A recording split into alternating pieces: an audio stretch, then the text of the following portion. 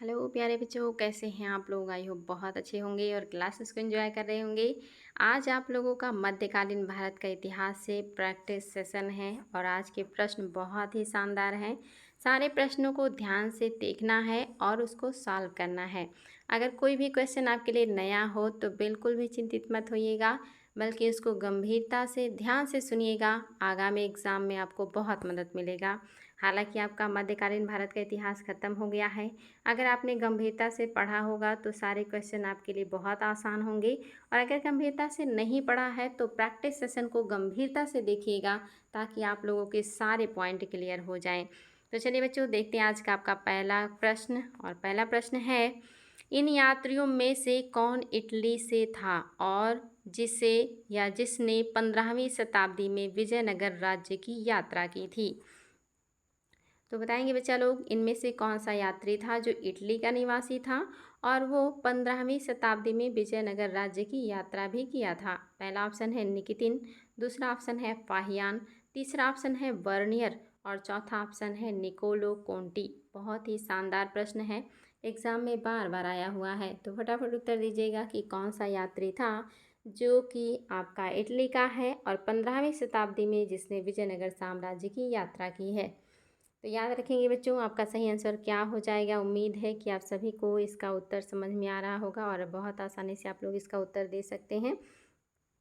आपका option number जो 4 है निकोलो कोंटी, ये बिल्कुल करेक्ट हो जाएगा।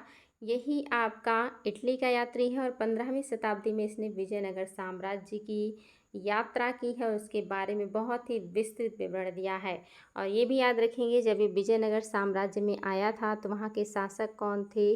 देवराय द्वितीय, देवराय सेकंड का शासनकाल था विजयनगर साम्राज्य में, जब निकोलो कोंटी ने विजयनगर साम्राज्य की यात्रा की थी। ये क्वेश्चन भी आया है, ध्यान रखेंगे, बहुत इंपॉर्टेंट है। और इसने इन सारी चीज़ों का वर्णन कहाँ पे किया है, तो इसने पुस्तक लिखी है, ग्रंथ लिखा है या किताब लिखी है जिसका नाम है travels of Nicolo Conti. Travels of Nicolo Nicolo Conti, यानी कि ट्रेवल्स ऑफ निकोलो कांटी नामक इसने पुस्तक लिखी है और उसी पुस्तक में इसने अपने यात्रा विवरण के बारे में लिखा है। बहुत इंपॉर्टेंट है बच्चों, याद रखेंगे। इसके अलावा आप सभी को पता है, अगर आप बाकी यात्रियों की बात करें कि जो निकितिन है ये कहाँ के हैं, तो निकितिन के बारे में याद रखेंगे, ये रूसी यात्री हैं। निकितिन क्या है, ये रूसी यात्री हैं, रूसी यात्री हैं। और किसके समय में आए हैं, ये बहमनी राज्य में आए हैं। बहमनी, वेरी वेरी इंपॉर्टेंट है बच्चों, याद रखेंगे, बहमनी राज्य में आए हैं, रूसी यात्री हैं। और आपका जो दूसरा है यानी कि आपके जो फाहियान हैं, इनके बारे में तो आप लोगों को पहले ही बता चुकी हूँ। ये चंद्रगुप्त द्वितीय के दरबार में आए थे और इन्होंने कौन सी पुस्तक लिखी है, इनकी पुस्तक का नाम है फोक्यूकी। फोक्यूकी इन्होंने लिखा है। इसके अलावा बात करेंगे बर्नियर की, तो ये फ्रांस के रहने वाले हैं। सबसे पहली बात याद रखेंगे, फ्रांसीसी यात्री हैं ये, और ये पेशे से चिकित्सक हैं और शाहजहाँ के शासनकाल में आए हैं। याद रखेंगे, ये क्या है, पेशे से चिकित्सक हैं। ये क्वेश्चन भी आया है कि कौन सा यात्री चिकित्सक था, तो आपके जो बर्नियर हैं यही चिकित्सक हैं और किसके समय में आए हैं, शाहजहाँ के समय में। याद रखेंगे, सारी बातें एग्ज़ाम में आई हुई हैं, बहुत ही ज़्यादा इंपॉर्टेंट है, सारे पॉइंट को याद रखना बच्चों। निकितिन रूसी यात्री हैं, बहमनी साम्राज्य में आए हैं। और फाहियान चंद्रगुप्त द्वितीय के समय में आए हैं। फोक्यू की पुस्तक लिखा है इन्होंने। निकोलो कुंटी एक चिकित्सक हैं जो शाहजहाँ के टाइम पीरियड में आए हैं और ये फ्रांस के रहने वाले हैं। ये सारी बातें याद रखेंगे। और आपके बारे में मैंने पहले ही बताया कि निकोलो जो कोंटी हैं ये कहाँ के हैं, ये इटली के यात्री हैं जो विजयनगर साम्राज्य में आए हैं। और इन्होंने जो पुस्तक लिखा है, पुस्तक का नाम है ट्रेवल्स ऑफ निकोलो कांटी। ये सारी बातें याद रखेंगे बच्चा लोग, बहुत इंपॉर्टेंट है। सारे पॉइंट एग्जाम में इंडिविजुअल क्वेश्चन के फॉर्म में आए हैं, तो उनको ध्यान देंगे, रिवीजन भी करते रहेंगे। अगला प्रश्न है, निम्नलिखित में से कौन सुमेलित नहीं है। इनमें से कौन सा है जो सुमेलित नहीं है। बहुत ही शानदार प्रश्न, वेरी वेरी इंपॉर्टेंट, फटाफट उत्तर दीजिएगा, आप सभी के लिए बहुत अच्छा है। पहला है मार्को पोलो, क्या ये इटली के यात्री थे। दूसरा है इब्न बतूता, क्या ये मोरक्को के यात्री थे? तीसरा है निकितिन, क्या ये रूस के यात्री हैं? और चौथा है सईद अली रईस, क्या ये सऊदी अरब के यात्री हैं? कोई एक है जो सुमेलित नहीं है बच्चों, इसलिए फटाफट बताइएगा कि वो कौन सा ऑप्शन है जो सुमेलित नहीं है। बहुत इंपॉर्टेंट है, इंडिविजुअल एक एक करके क्वेश्चन एग्जाम में आया हुआ है, गलतियां नहीं करेंगे। और अगर गलती होती भी है तो कोई बात नहीं, बिंदास आप लोग अपनी तरफ से जो भी आपको आंसर लगे सही वो करिए, लेकिन आज के बाद से ये चीज़ें गलत ना हो, ये इस चीज़ का ध्यान रखिएगा। तो उम्मीद है कि आपको उत्तर समझ में आया होगा। इसका जो ऑप्शन नंबर 4 है ये सही नहीं है बच्चों, आपका चौथा ऑप्शन गलत है, क्योंकि जो सईद अली रईस है ना, ये सऊदी अरब के नहीं हैं बल्कि कहाँ के हैं, तुर्की यात्री हैं, तुर्की यात्री हैं, याद रखिएगा, very very important. Marco Polo Italy के यात्री हैं, बिल्कुल सही है। और मार्को पोलो जो है ये भारत में 13वीं शताब्दी में आए हैं और इन्होंने भी दक्षिण भारत की यात्रा की है। ये इटली में वेनिस के यात्री हैं, दक्षिण भारत की यात्रा पर गए थे। और दक्षिण भारत में किसके राज्य दरबार में गए हैं, तो पांड्य साम्राज्य के राज्य में गए थे, ये पांड्य साम्राज्य में गए थे, याद रखेंगे बच्चों, इम्पॉर्टेंट है, पांड्य साम्राज्य में गए थे। और ये जो है इटली के यात्री हैं मार्को पोलो, और इनको मध्यकालीन यात्रियों का राजकुमार कहा जाता है। ये क्वेश्चन भी आया है कि मध्यकालीन यात्रियों का राजकुमार किसे कहा जाता है, तो ये कहा जाता है मार्को पोलो को। दूसरे जो है ये मोस्ट इम्पॉर्टेंट है, जिनका नाम है इब्न बतूता, ये मोरक्को के यात्री हैं, इन्होंने रेहला पुस्तक लिखा है। क्या लिखा है बच्चों, रेहला पुस्तक लिखा है। किसके शासनकाल में भारत आए हैं, तो ये आए हैं मोहम्मद बिन तुगलक के समय में, मोहम्मद बिन तुगलक के समय में आए हैं, मोहम्मद बिन तुगलक, या शॉर्टकट में कहें तो MBT, मोहम्मद बिन तुगलक के टाइम पीरियड में आए हैं। मोहम्मद बिन तुगलक ने इब्न बतूता को अपने यहाँ काजी के रूप में भी रखा था। इसके अलावा कुछ समय के लिए इब्न बतूता की हरकतों से नाराज़ होकर मोहम्मद बिन तुगलक ने इनको कैद में भी डाल दिया था, ये चीज़ भी याद रखिएगा। इसके अलावा मोहम्मद बिन तुगलक ने इब्न बतूता को चीन राजदूत बना के भी भेजा था।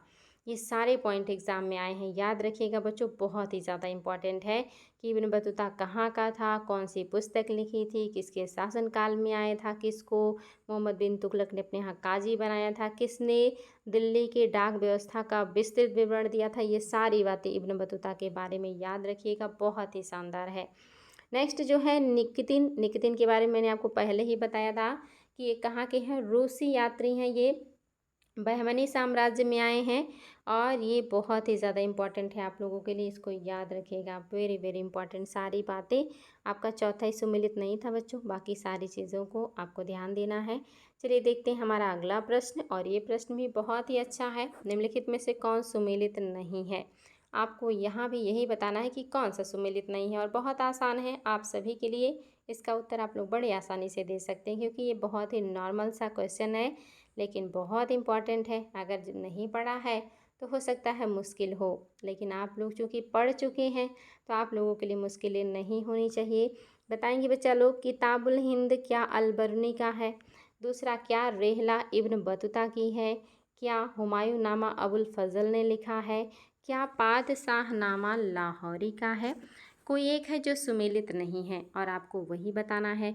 फटाफट उत्तर दीजिएगा बच्चा लोग, बहुत ही इंपॉर्टेंट है, और उम्मीद है इसका उत्तर आप सभी को पता होगा, क्योंकि ये बहुत ही आसान है। आप सभी को पता है हुमायूं नामा सही नहीं है, क्योंकि आपको पता है कि हुमायूं नामा अबुल फजल ने नहीं लिखा है, बल्कि हुमायूं की बहन गुलबदन बेगम ने लिखा है, गुलबदन बेगम ने लिखा है हुमायूं नामा, जो हुमायूं की बहन है। अबुल फजल ने क्या लिखा है, अकबर नामा लिखा है, अकबर नामा लिखा है इन्होंने, ये चीज़ भी याद रखेंगे, बहुत इंपॉर्टेंट है, अकबर नामा लिखा है अबुल फजल ने। बाकी सही है, किताबुल हिंद अलबरूनी ने लिखा है। और अलबरूनी किसके साथ आए थे बाहर, मतलब भारत, गजनबी के साथ। मोहम्मद गजनबी का नाम आप लोगों ने सुना होगा, गजनबी के साथ आए थे। और गजनबी जो है इसने भारत पर टोटल 17 बार आक्रमण किया था, 1000 से लेकर के 1027 ईस्वी तक इसने आक्रमण किया और लगातार 17 बार आक्रमण किया था मोहम्मद गजनबी ने या मोहम्मद गजनी ने। और इसी के साथ आया है अल बरूनी, याद रखेंगे बच्चों, बहुत ही इम्पॉर्टेंट है ये। साथ ही ये भी क्वेश्चन आता है कि पहला मुस्लिम कौन था जिसने पुराणों का अध्ययन किया था, तो ये चीज़ भी याद रखेंगे। पहला मुस्लिम जिसने पुराणों का अध्ययन किया था वो कौन था, वो था आपका मोहम्मद गजनबी, सॉरी अल बरूनी। और आपका अगला जो है वो कौन सा क्वेश्चन है, तो आपको पता है कि अगला पॉइंट भी बिल्कुल सही है। पादशाहनामा जो लिखा है ये लाहौरी ने लिखा है, ये लाहौरी की पुस्तक है, बहुत ही इंपॉर्टेंट है बच्चों, कई बार एग्जाम में आया है। लाहौरी के द्वारा लिखी गई पुस्तक है पादशाहनामा। और जो पादशाहनामा है इसको कई लोगों ने मिल कर के लिखा है। जैसे याद रखेंगे कि शुरुआती दौर का जो 10 साल का विवरण है इसको लिखा है कजवीनी ने। शुरुआती दौर का जो लिखा है किसने लिखा है, कजवीनी ने। उसके बाद 10 साल के बाद का 20 साल लेकर के, यानी कि 10 के बाद 20 साल तक का जो टाइम पीरियड है उसके बारे में लिखा है लाहौरी ने। और 20 यानी कि 21 से लेकर 30 तक का जो वर्ष का टाइम पीरियड है इस दरमियान जो लिखा है वो लिखा है मोहम्मद वारिस ने, मोहम्मद वारिस ने। तो इस तरह से इस ग्रंथ को या इस पुस्तक को लिखने वाले 3 लोग हैं, जिसमें से लाहौरी सबसे ज़्यादा महत्वपूर्ण है, इसीलिए इनको बार बार एग्जाम में पूछता है। तो याद रखेंगे बच्चा लोग, ये सुमेलित नहीं है, बाकी सभी सुमेलित हैं। और साथ ही जो भी मैंने आपको बातें बताई हैं वो सारी बातें आप लोगों को याद रखना है, बहुत ही ज़्यादा इम्पॉर्टेंट है। चलिए आगे बढ़ते हैं और देखते हैं हमारा अगला प्रश्न क्या है। आप देख रहे हैं आपके सारे प्रश्न बहुत ही इम्पॉर्टेंट है और जितनी पॉइंट बताई हूँ सारे एग्जाम में आए हुए हैं। क्वेश्चन है, मार्को पोलो की भारत यात्रा ने यूरोप में किस कारण से अत्यधिक ख्याति प्राप्त की थी। आपको बताना है मार्को पोलो की भारत यात्रा ने ऐसा क्या किया कि यूरोप में उसको ख्याति प्राप्त हो गई। पहला है, उसके द्वारा भारत के लिए सुरक्षित मार्ग की खोज के लिए। क्या मार्को पोलो की भारत यात्रा में जो उसने ढूंढा था सुरक्षित मार्ग, इसलिए उसको यूरोप में ख्याति मिली। दूसरा है, उसके द्वारा भारत के अनेक राजाओं के साथ मैत्रीपूर्ण संबंध स्थापित करने के लिए। क्या ये रीज़न था। तीसरा है, उसके पूर्वी देशों में व्यापारिक, धार्मिक और सामाजिक अवस्थाओं के विवरण के लिए। और चौथा है कि उपर्युक्त सभी। उम्मीद है कि आप लोग इसमें गलती करेंगे और उम्मीद है कि आप लोगों को कन्फ्यूज़न होगा, लेकिन कन्फ्यूज़ बिल्कुल नहीं होना है बच्चों। अगर आपने अच्छे से पढ़ा है विदेशी यात्रियों को तो गलती नहीं करेंगे, और अगर नहीं पढ़ा है तो ध्यान दीजिएगा, क्योंकि ये बहुत ही इंपॉर्टेंट टॉपिक है। विदेशी यात्रियों का विवरण, चाहे वो एंशिएंट काल के हों, मिडिवल के हों, इन सब को एग्ज़ाम में बहुत ज़्यादा पूछा जाता है, बहुत इंपॉर्टेंट पॉइंट है। इसीलिए आप लोगों को पहले ही दिन मैंने सारे बेहतरीन जो प्रश्न हैं ये दिए हैं। तो आपका जो आंसर हो जाएगा, मार्को पोलो क्यों यूरोप में प्रसिद्ध हुआ, तो उसके पूर्वी देशों में व्यापारिक, धार्मिक, सामाजिक अवस्थाओं के विवरण के लिए वो प्रसिद्ध हुआ। इसी वजह से उसको प्रसिद्धि मिली यूरोप में।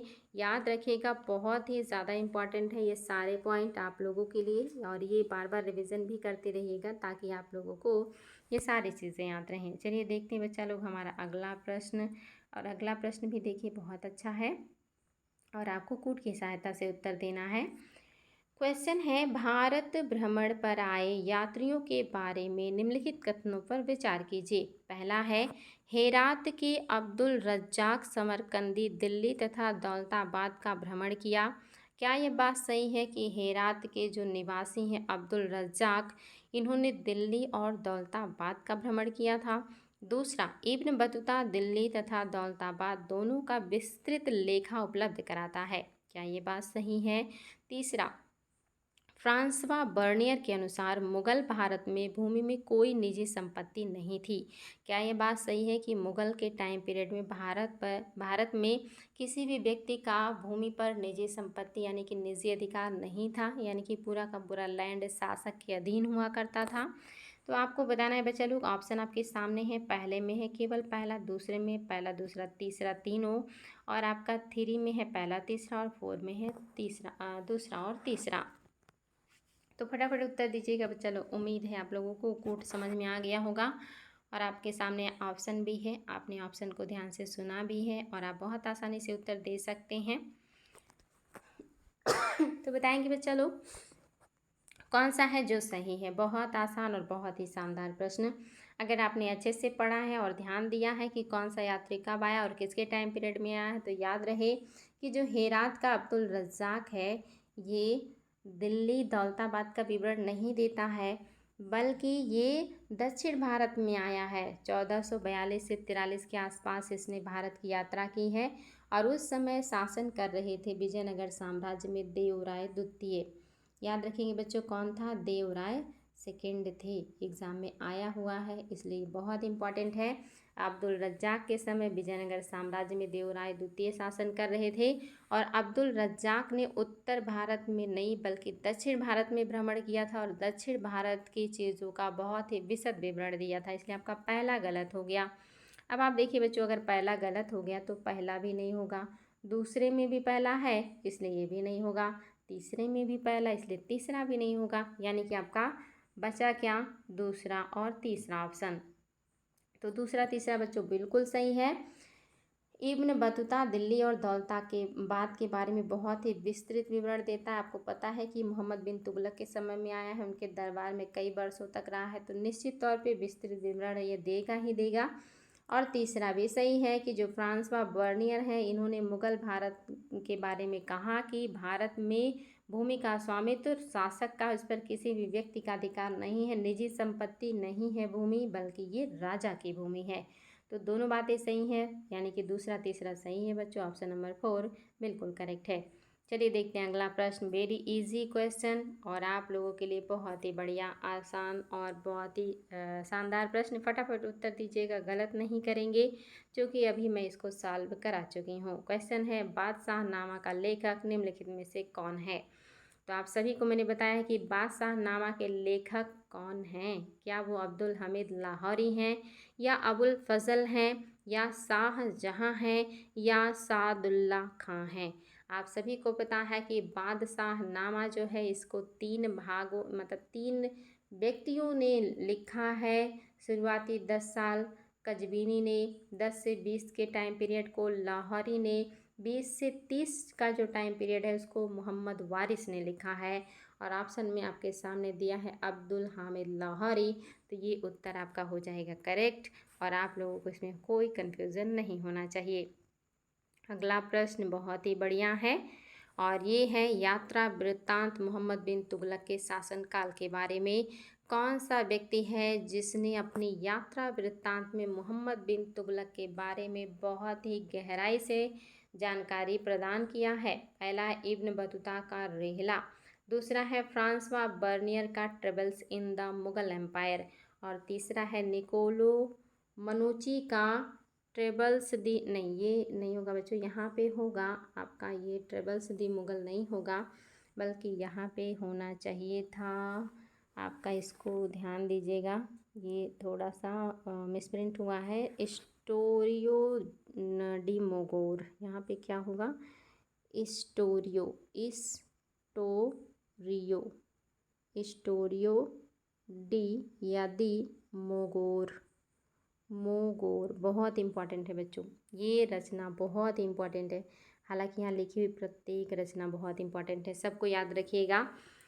फ्रांसवा बर्नियर ने tables in the Mughal empire लिखा है, एग्जाम में आ चुका है। निकोलो कोंटी या निकोलो मनुची ने लिखा है स्टोरियो डी मोगोर, और ट्रेवेनियर ने क्या लिखा है? ट्रेवेनियर की रचना है ट्रेवल्स इन इंडिया, और इब्न बतूता ने रेहला लिखा है। फिलहाल आपको बताना है कि मोहम्मद बिन तुगलक के टाइम पीरियड में कौन आया है जिसने उनके टाइम पीरियड का बहुत ही शानदार विवरण दिया है। तो आप सभी को पता है ये सारे लोग मुग़ल काल में आए हैं, तो निश्चित तौर पे ये हो ही नहीं सकते। और अभी आपने पढ़ा कि इब्न बतूता ही आया है जो मोरक्को का यात्री है, रेहला लिखा है और इसने बहुत समय दिल्ली में बिताया, काजी भी बना, जेल में भी बंद हुआ, चीन भी गया राजदूत के रूप में।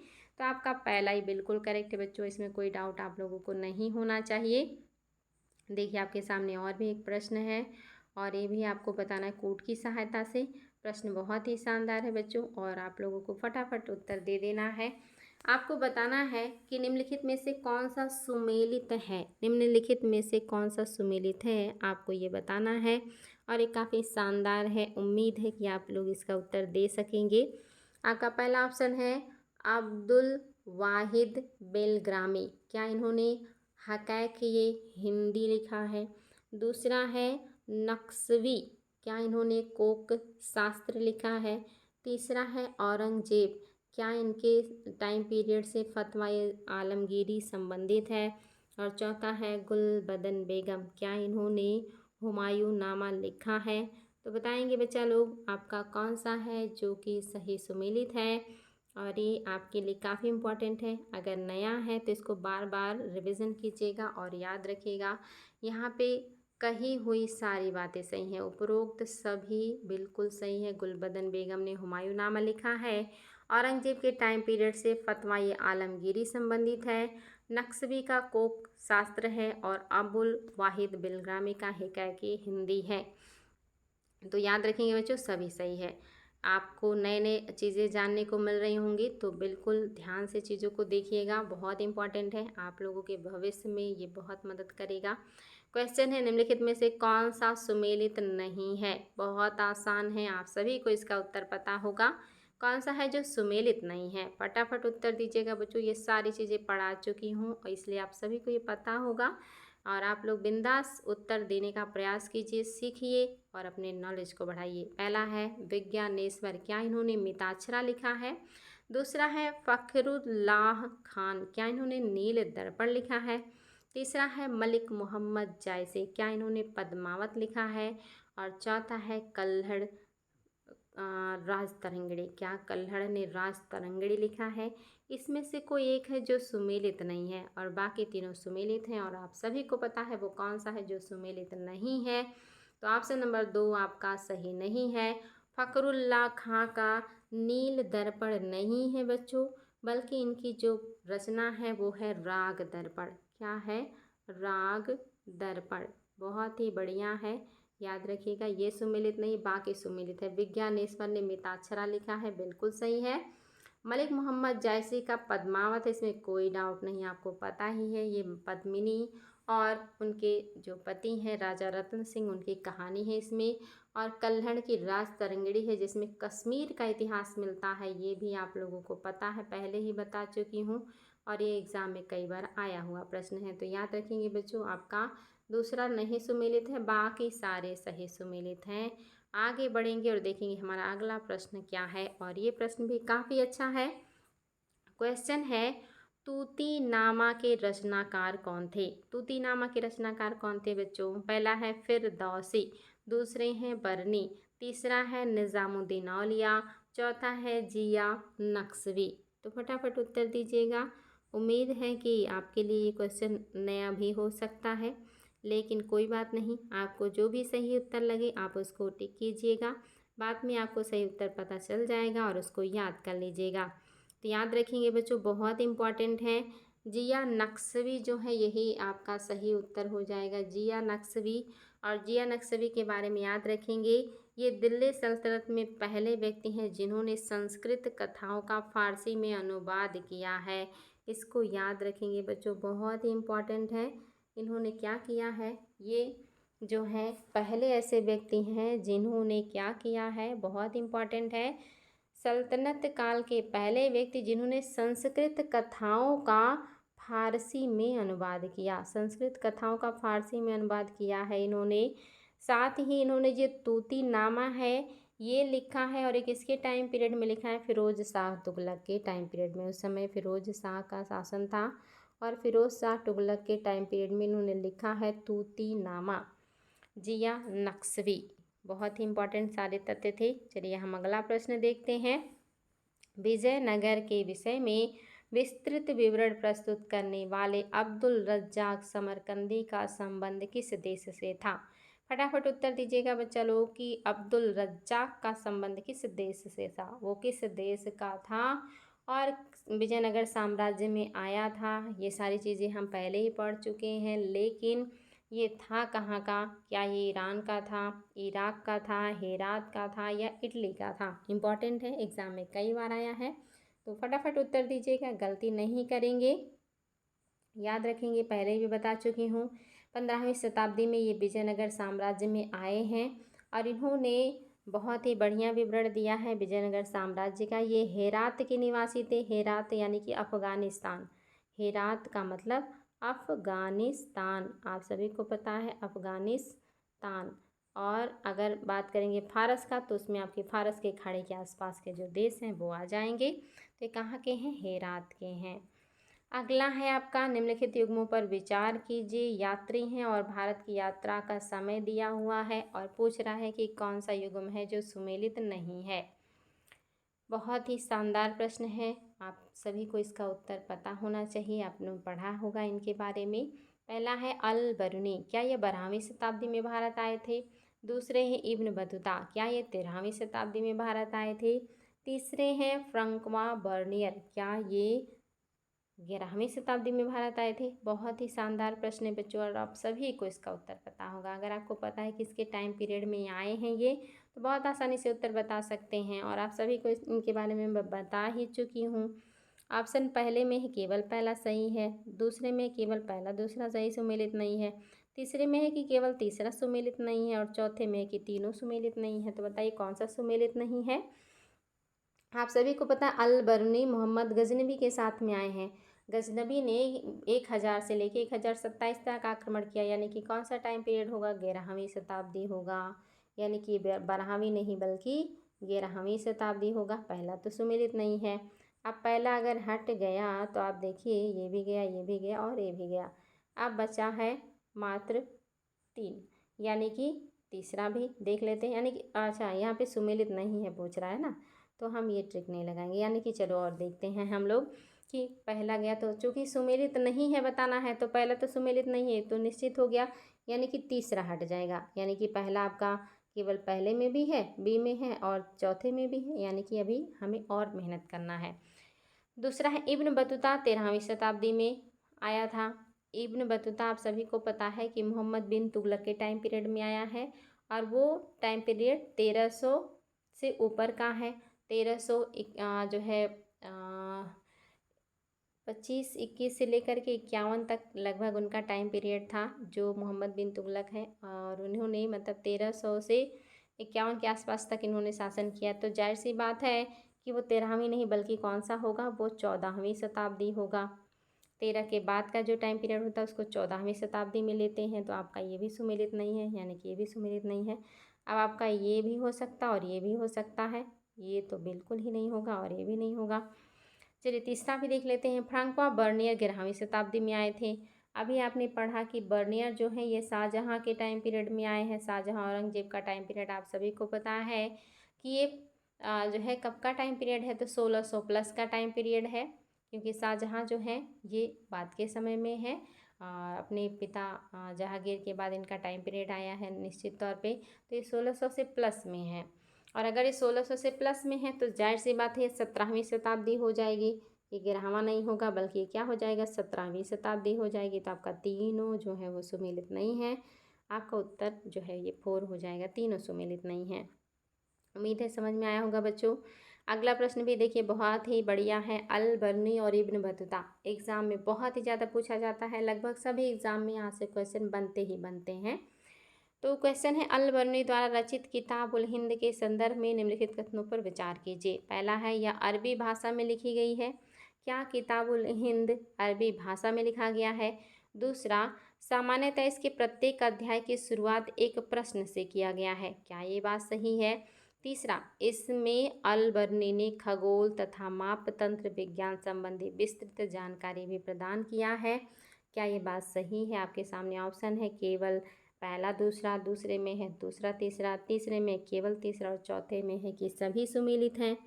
तो बताएंगे बच्चा लोग आपका कौन सा है जो कि सही हो जाएगा, और उम्मीद है कि आप लोग इसका उत्तर बता सकते हैं कि कौन सा है जो कि सही सुमेलित है।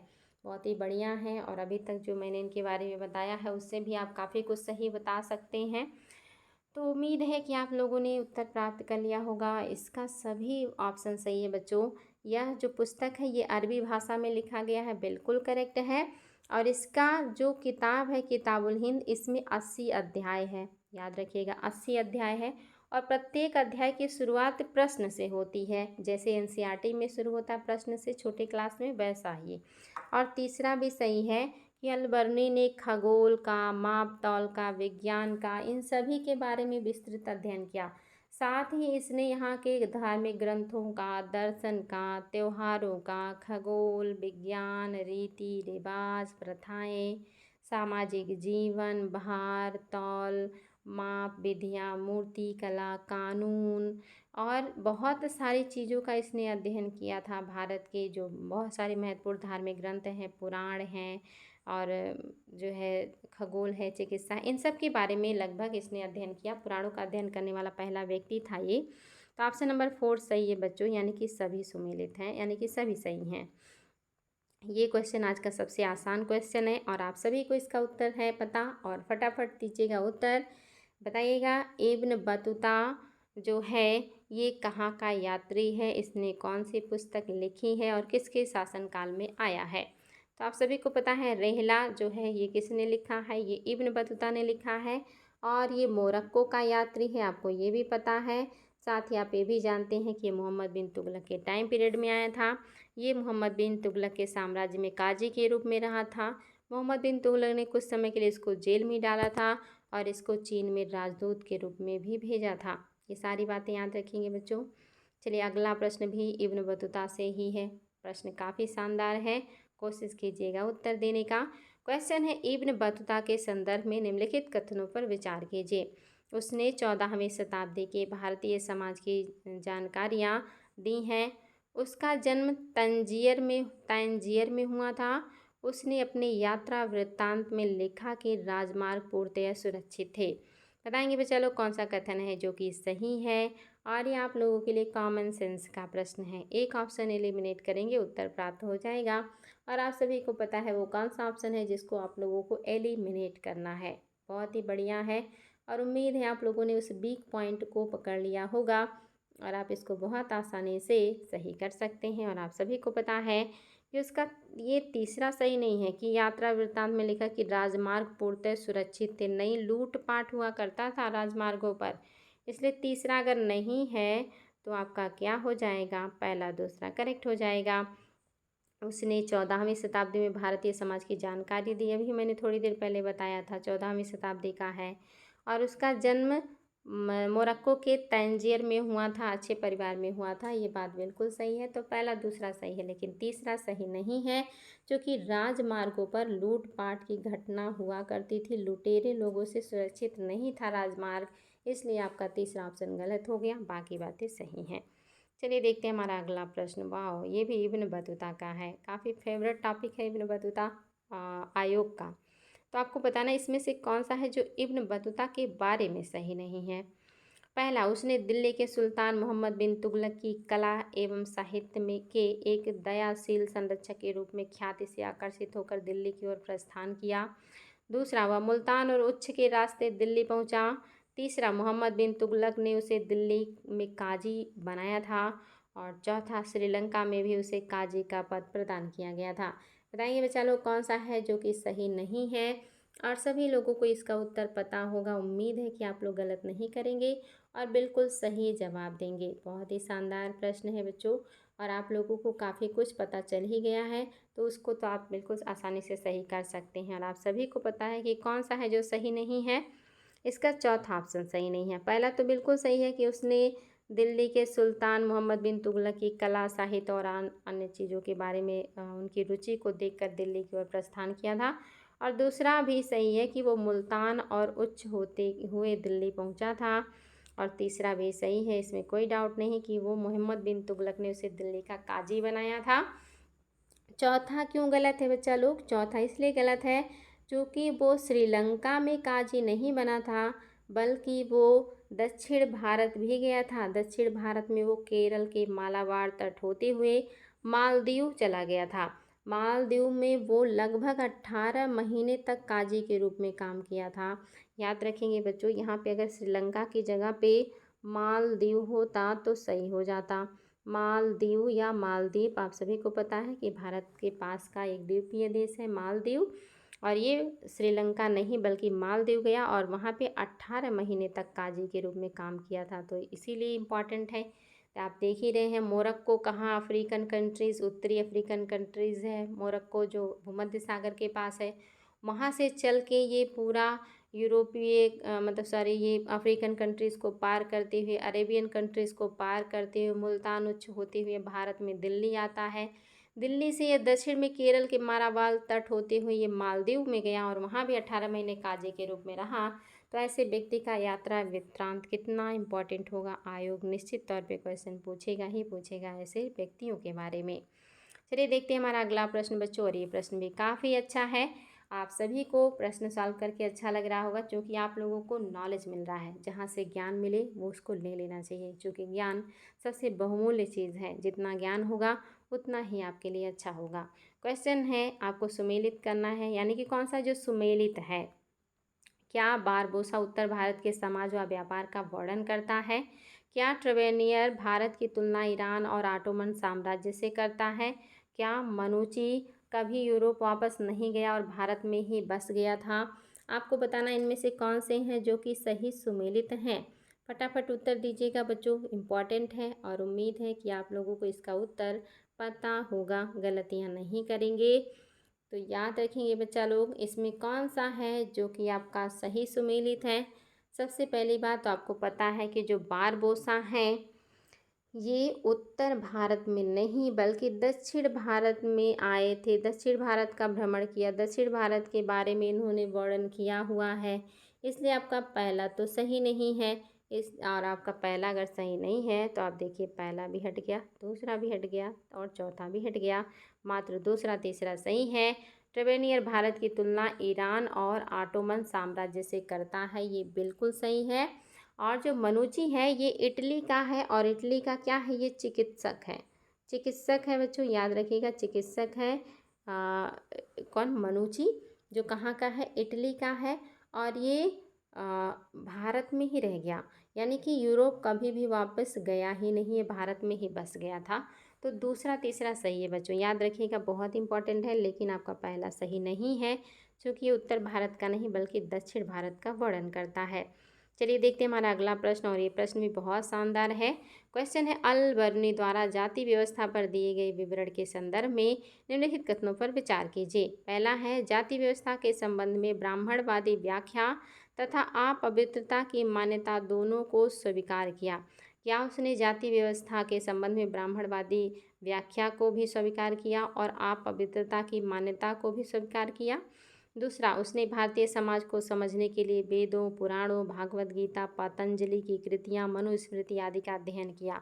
तो आपके लिए काफ़ी आसान हो गया होगा बच्चों, और बहुत आसानी से आप लोग इसका उत्तर दे सकते हैं। उम्मीद है कि आप सभी का उत्तर आ गया होगा। आपके सामने कूट भी है, पहले में है केवल पहला, दूसरे में है केवल दूसरा, तीसरे में है दोनों सही है, चौथे में है कि कोई सही नहीं है। अब फटाफट उत्तर दीजिएगा। आप सभी को काफ़ी कुछ व्याख्या के दरमियान बता चुकी हूँ, और अगर आप मेरी बातों को ध्यान से गंभीरतापूर्वक सुनते हैं तो निश्चित तौर पे आप लोग उत्तर को बहुत आसानी से बता सकते हैं। तो याद रखेंगे बच्चा लोग कि आपका कौन सा है जो कि सही है। तो आपका केवल दूसरा सही है, केवल दूसरा सही है, पहला सही नहीं है। क्योंकि अल बर्नी ने जाति व्यवस्था के संबंध में ब्राह्मणवादी व्याख्या को स्वीकार किया, लेकिन अपवित्रता की मान्यता को उसने स्वीकार नहीं किया। उसने कहा कि ये जो जाति के नाम पे लोगों को अपवित्र माना जाता है, ये प्रकृति के खिलाफ है, ये नेचर के विरुद्ध है, ये नहीं होना चाहिए। इसने इस बात का विरोध किया, अपवित्रता को मानने से इनकार कर दिया, इसने स्वीकार नहीं किया। और आपको जानकर आश्चर्य होगा, अल बर्नी ने भारतीयों को कूपमंडूक कहा। उसने कहा भारतीयों को लगता है कि उनका जो देश है वो सबसे अच्छा है, उनका जो राजा है वो सबसे अच्छा है, उनका जो साम्राज्य है सबसे अच्छा है, उनकी जो जीवन है, उनका जो कल्चर है, उनकी जो संस्कृति है वो सबसे अच्छी है। ऐसा भारतीयों को भ्रम है, क्योंकि भारतीय बाहर नहीं निकले, इनको बाहर के बारे में पता ही नहीं, इन्हें बाहरी दुनिया के बारे में पता ही नहीं। ये कूपमंडूक है, इन्हें अपनी चीज़ें ही सर्वश्रेष्ठ लगती हैं। उसने ऐसा भारतीयों के ऊपर कटाक्ष किया था। दूसरा सही है बच्चों, पहला गलत है, इसको ध्यान दीजिएगा। देखिए आपका अगला प्रश्न क्या है, और ये प्रश्न भी काफ़ी शानदार है। यहाँ पे दिया है आपका यात्री, और यात्री के बारे में दिया है कोटेशन। आपको कोटेशन पढ़ना है और फिर बताना है कौन से यात्री का वृत्तांत हो सकता है। कथन है, उसके अनुसार यहाँ अधिकांश शहरों में भीड़ भाड़ वाली सड़क तथा चमक दमक वाले रंगीन बाजार थे, जो विभिन्न विविध प्रकार की वस्तुओं से भरे रहते थे। दिल्ली एक विशाल आबादी वाला शहर था जो भारत में सबसे बड़ा था। उपर्युक्त पंक्तियां निम्नलिखित में से किस यात्री की यात्रा वृत्तांत से संबंधित है? किसने अपनी यात्रा वृत्तांत में ऐसी बातें भारत के बारे में लिखी हैं? क्या वो बर्नियर हैं, या वो ट्रेवेनियर हैं, या वो इब्न बत्ता हैं, या मनुची हैं? तो बताएंगे बच्चा लोग ये स्टेटमेंट किस व्यक्ति का हो सकता है। बहुत ही इंपॉर्टेंट है और बहुत ही शानदार है। याद रखेंगे जो भी पंक्तियाँ दी हुई हैं ये इब्न बतूता के यात्रा वृत्तांत से संबंधित है। उसने ही वर्णन किया है कि अधिकांश शहर में भीड़ भाड़ वाली सड़कें हैं तथा चमक दमक वाले रंगीन बाजार भी थे, और यहाँ के जो बाजार हैं वो विभिन्न प्रकार की वस्तुओं से भरे रहते हैं। उसने कहा कि दिल्ली एक विशाल आबादी वाला शहर है जो भारत में सबसे बड़ा है, और निश्चित तौर पे उसने दौलताबाद के बारे में भी बहुत ही बढ़िया से वर्णन किया हुआ है। और ये आपको पता ही चल गया है कि कौन है, वो इब्न बतूता हैं। चलिए देखते हैं बच्चा लोग आपका अगला प्रश्न, और ये प्रश्न भी देखिए बहुत अच्छा है और ये भी इब्न बतूता से है। आज आप लोगों को इब्न बतूता के बारे में बहुत सारी जानकारी मिल रही है।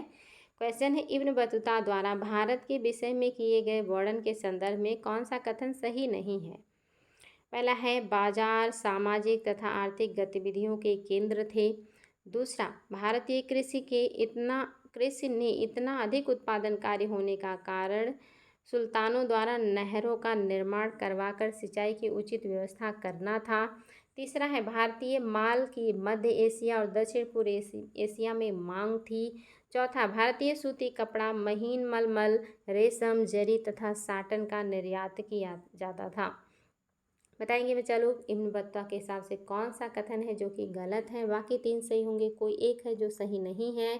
और ये भी आपके लिए काफ़ी कॉमन सेंस का क्वेश्चन है, बहुत आसानी से उत्तर दे सकते हैं। काफ़ी कुछ चीज़ें आप लोगों को पता होंगी, मैंने बताया होगा, तो उम्मीद है कि आप लोगों को उत्तर समझ में आया होगा। इसका जो ऑप्शन नंबर जो है 2 है ना, ये सही नहीं है, क्योंकि कह रहा है ना भारतीय कृषि में इतना अधिक उत्पादन कार्य होने का कारण सुल्तानों द्वारा नहरों का निर्माण था। याद रखेंगे बच्चों, भारत में या मध्यकाल में सबसे पहली बार जो नहर का निर्माण करने का काम किया था वो गयासुद्दीन तुगलक ने किया था। गयासुद्दीन तुगलक ने किया था। आपको पता है गयासुद्दीन तुगलक के बाद आए थे मोहम्मद बिन तुगलक, यानी कि MBT, और MBT के टाइम पीरियड में आए हैं इब्न बतूता। MBT के बाद आए हैं फिरोज़ तुगलक, और फिरोज़ तुगलक ने ही सबसे ज़्यादा नहरों का निर्माण किया है। लेकिन MBT के टाइम पीरियड में आए हैं आपके इब्न बतूता, तो जाहिर सी बात है उस समय तक नहरों का इतना विकास नहीं हुआ था। गयासुद्दीन ने शुरू तो किया लेकिन कम बनवाया, सबसे ज़्यादा फिरोज़ शाह तुगलक ने बनवाया, और वो टाइम पीरियड अभी आया नहीं है। ये MBT के टाइम पीरियड में है जब नहरों का इतना बड़ा विकास नहीं हुआ था, इसलिए आपका दूसरा गलत है। बाकी सही है, बाजार सामाजिक आर्थिक गतिविधियों के केंद्र थे, और भारतीय माल का मध्य एशिया और दक्षिण पूर्व एशिया में भारी डिमांड हुआ करता था, और भारतीय सूती कपड़ा, महीन मलमल, और इसके अलावा आप देख रहे हैं जरी और साटन, इन सब का डिमांड होता था, इसलिए भारतीय उसका निर्यात करते थे। चलिए बच्चों देखते हैं हमारा अगला प्रश्न। देरा निम्नलिखित में से किस यात्री ने सती बालिका का मार्मिक विवरण प्रस्तुत किया है? यानी कि इसमें से कौन सा वो यात्री है जिसने एक छोटी बच्ची के सती होने का एक मार्मिक दिल दहलाने वाला दृश्य का वर्णन अपनी यात्रा वृत्तांत में किया है? दिया है पहला ऑप्शन बर्नियर, दूसरा दिया है मनुची, तीसरा दिया है एडवर्ड टेरी, और चौथा दिया है जॉन लायर। बताएंगे बच्चा लोग कि कौन सा वो व्यक्ति है जिसने अपनी यात्रा वृत्तांत में एक छोटी बच्ची के सती होने का मार्मिक विवरण दिया है। तो याद रखेंगे ये बर्नियर हैं, और इन्होंने अपनी यात्रा वृत्तांत में एक 12 वर्ष की बालिका के सती होने का मार्मिक चित्रण प्रस्तुत किया है, और ये चित्रण उन्होंने देखा कहाँ था? लाहौर में देखा था। कौन है ये? बर्नियर। याद रखेंगे बच्चों, बहुत इंपॉर्टेंट है। 12 साल के बच्चे, जिसको जीना नहीं पता, जिसको मृत्यु नहीं पता, जिसको शादी नहीं पता, उसको जो है विधवा के नाम पे सती कर दिया गया, और उस छोटी सी बच्ची, उस 12 साल की मासूम बच्ची का सती होने का वो मार्मिक दृश्य का इसने वर्णन किया है। जाहिर सी बात है उस समय हमारे यहाँ सोसाइटी में ऐसी चीज़ों का भरमार था। लगभग सभी विदेशी यात्रियों ने जो विजयनगर साम्राज्य में आए हैं उन्होंने भी इस चीज़ को एक्सेप्ट किया कि भारत में सती प्रथा है, और आपने देखा ही कितना विकराल रूप ले लिया था सती प्रथा ने। तो निश्चित तौर पे हमारे देश की स्थिति का वर्णन विदेशियों ने भी बहुत अच्छे से किया है।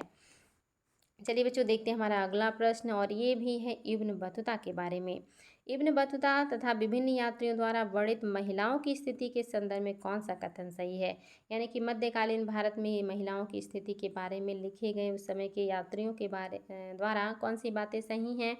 पहला है, दासियों को गुप्तचर व्यवस्था से जोड़ा गया था। क्या ये बात सही है कि महिला दासियों को भी गुप्तचर बनाया जाता था?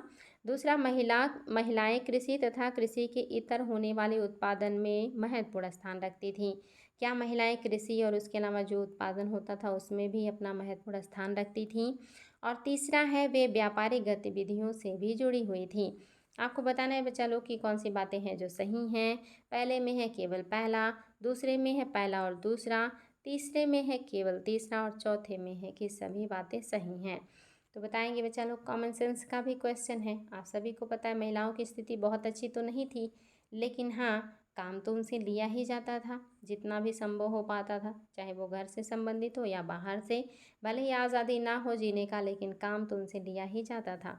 तो पहला भी सही है कि दासियों को भी गुप्तचर के काम में लगाया जाता था, और दूसरा भी सही है कि महिलाओं को कृषि के साथ साथ अन्य उत्पादन के कार्यों में भी लगाया जाता था, और तीसरा भी सही है कि उनका जो योगदान है वो व्यापार में भी था। ये अलग बात है कि बहुत ज़्यादा नहीं था, बहुत बढ़ चढ़ के वो काम नहीं करती थी, लेकिन वो व्यापारिक गतिविधियों से जुड़ी हुई थी। ये बात बिल्कुल करेक्ट है। तो याद रखेंगे बच्चों कि आपकी सारी बातें बिल्कुल सही हैं, और ये आपका काफ़ी शानदार प्रश्न था। सारे प्रश्न बहुत अच्छे हैं, काफ़ी नॉलेजेबल हैं, और आप लोगों को ये बहुत मदद करेंगे। अगला प्रश्न है, निम्नलिखित में से कौन सा है जो सुमेलित नहीं है? आपको फिर से बताना है कौन सा सुमेलित नहीं है, और बहुत आसान है आप सभी के लिए, बहुत इम्पॉर्टेंट भी है। ये सारी रचनाएं और उनके राइटर एग्जाम में बार बार आए हैं। तो फटाफट बताइएगा कि कौन सा सुमेलित नहीं है। कोई एक गलत है और आप सभी को पता है वो कौन सा गलत है। पहला है बादशाह नामा, क्या ये अब्दुल हामिद लाहौरी का है? दूसरा है हुमायूं नामा, क्या ये गुल बदन बेगम का है? तीसरा है चार चमन, क्या ये अबुल फजल ने लिखा है? और चौथा है मुंतखाब उत तवारिख, क्या अब्दुल कादिर बदायूनी का है ये? तो बताएंगे बच्चा लोग कौन सा है जो सुमेलित नहीं है, और आप सभी को पता है वो कौन सा है जो सुमेलित नहीं है। आप सभी को पता है चार चमन को जो लिखने वाले हैं वो है चंद्रभान। कौन है? चंद्रभान है। ये अबुल फजल नहीं है, अबुल फजल ने तो अकबरनामा लिखा है। आपको पता है कि बादशाहनामा लाहौरी ने लिखा है, बहुत अच्छे से बता चुकी हूँ। 3 लोगों का योगदान है इसमें, कजबीनी, लाहौरी और वारिस। हुमायूंनामा गुलबदन बेगम ने लिखा है, आप सभी को पता है, हुमायूं की बहन है ये। और मुंतखब उल तबारिक ये अब्दुल कादिर बदायूनी की रचना है, इसमें कोई डाउट ही नहीं होना चाहिए। बहुत इंपॉर्टेंट है सारी बातें, इन सारी पॉइंट्स को आप लोगों को याद रखना है। अगला प्रश्न है, मुगल काल के बारे में कौन सा कथन सही है? विचार कीजिएगा, और आपके सामने कूट भी है बच्चा लोग, देखिए कूट है, और कूट की सहायता से उत्तर देना है। मुगल काल के बारे में पहला है, बादशाहनामा शाहजहाँ के काल में लिखी गई थी, क्या ये बात सही है? दूसरा है, विलियम जोन्स द्वारा अकबरनामा का अंग्रेजी में अनुवाद किया गया था, क्या ये बात सही है कि विलियम जोन्स ने अकबरनामा का अंग्रेजी में अनुवाद किया था? बताएंगे बच्चा लोग। आपके सामने ऑप्शन में है केवल पहला, केवल दूसरा, दोनों या कोई नहीं। तो देखिए आपके सामने है 2 ऑप्शन, और इस हिसाब से आपको कोड की सहायता से उत्तर भी देना था। आप सभी को पहले में तो कोई डाउट ही नहीं होगा कि बादशाहनामा शाहजहाँ के काल से जुड़ा है। 3 लोगों ने 3 अलग अलग टाइम पीरियड का वर्णन किया है। विलियम जोन्स के बारे में आपने सुना होगा, ये 1784 में इन्होंने एशियाटिक सोसाइटी ऑफ बंगाल की स्थापना किया था कोलकाता में, और इसका मेन जो मोटिव था, भारत के धर्म को जानना, भारतीय लोगों की संस्कृति को जानना, उनका धर्म से इतना जुड़ाव, लगाव, इतना घनिष्ठ संबंध क्यों है, क्या लिखा है हमारी धार्मिक पुस्तकों में, कौन सी बातें हैं जो हमें इतना ज़्यादा उसे बांध के रखती हैं, ये सारी चीज़ें जानना चाहते थे ये लोग। और जिससे भारतीयों की मानसिकता को समझा जा सके, भारतीयों की धार्मिकता को समझा जा सके, उनको तोड़ा जा सके, उनके विश्वास को हिलाया जा सके, इन्हीं सारी चीज़ों को ध्यान में रखते हुए बड़े कूटनीतिक तरीके से विलियम जोन्स ने 1784 में एशियाटिक सोसाइटी ऑफ बंगाल की स्थापना की, जिसके द्वारा इन्होंने बहुत सारे ग्रंथों का अनुवाद करवाया भी और किया भी। और अकबरनामा का अंग्रेजी में अनुवाद हेनरी बेवरेज ने किया था, विलियम जोन्स ने नहीं किया था, बल्कि किसने किया था? Henry beverage, beverage, beverage, Henry beverage ने किया था बच्चों, याद रखेंगे। वेरी वेरी इंपॉर्टेंट है ये सारी बातें। आगे पढ़ेंगे, और आज का आपका लास्ट क्वेश्चन है, और आपका लास्ट क्वेश्चन है कि आलमगीर नामा नामक ग्रंथ का संकलन निम्नलिखित में से किसके द्वारा किया गया है। पहला है गुलबदन बेगम, दूसरा है मोहम्मद काजिम, तीसरा है जहांगीर और चौथा है अब्दुल कादिर बदायूनी। बताएंगे बच्चा लोग आलमगीर नामा का ग्रंथ का संकलन किसने किया। सबसे पहली बात तो ये औरंगजेब के टाइम पीरियड से जुड़ा हुआ है, इसमें कोई डाउट नहीं होना चाहिए। और आप इसको एलिमिनेट करेंगे तो आपको पता गुलबदन बेगम तो होंगी ही नहीं। जहांगीर ने तो सिर्फ अपनी आत्मकथा लिखा है, तो आलमगीर नामा तो मतलब ही नहीं है। अब्दुल कादिर बदायूनी का भी नहीं है। ये कौन सा है लेखक, मोहम्मद काजिम ने लिखा है। औरंगजेब के शासन के बारे में लगभग 10 वर्षों का इतिहास है इसमें। आलमगीर नामा में मोहम्मद काजिम का नाम याद रखिएगा। उम्मीद है बच्चों आप लोगों को क्वेश्चन सॉल्व करके अच्छा लगा होगा। अगर डिटेल क्लास बहुत अच्छे से पढ़ा है तो बहुत अच्छी बात है, अगर नहीं पढ़ा है तो प्रैक्टिस सेशन को गंभीरता से सॉल्व कीजिएगा, बार बार रिविज़न कीजिएगा। ये सारे तथ्य बार बार एग्जाम में आए हैं, इन्हें जितनी बार देखेंगे उतना ही आपका नॉलेज मजबूत होगा और कॉन्फिडेंस आएगा। तो ये सारी चीज़ें आप लोगों को बनी बनाई मिल रही हैं, मात्र आप लोगों को उसको देखना है, सुनना है, समझना है और याद करना है। आपको सारे इंपॉर्टेंट तथ्य प्रोवाइड किए जा रहे हैं, ध्यान से पढ़ाई कीजिएगा। और सब कुछ अच्छा रहा तो आर्ट एंड कल्चर का भी डिटेल क्लास के साथ साथ प्रैक्टिस सेशन भी करवाएंगे और आप लोगों के ज्ञान को मजबूत बनाने का प्रयास करेंगे। बच्चा लोग आप लोगों की भी जिम्मेदारी है, हम अपनी तरफ से अपना पूरा प्रयास कर रहे हैं कि आपको जो भी सब्जेक्ट पढ़ाएं उसका डिटेल और प्रैक्टिस सेशन दोनों प्रदान करें और बेहतर जानकारी दें। आपकी जिम्मेदारी है, आपका भी कर्तव्य है कि आप अपनी तरफ से पूरा मेहनत कीजिए, ईमानदारी से मेहनत कीजिए। आप लोगों के शिक्षकों के लिए आपका सबसे बड़ा यही गुरु दक्षिणा होगा। तो आज के लिए इतना ही बच्चों, हमारी शुभकामनाएं आपके साथ हमेशा रहेंगी। मेहनत कीजिए, आगे बढ़िए और अपने जीवन में सफलता हासिल कीजिए। Thank you so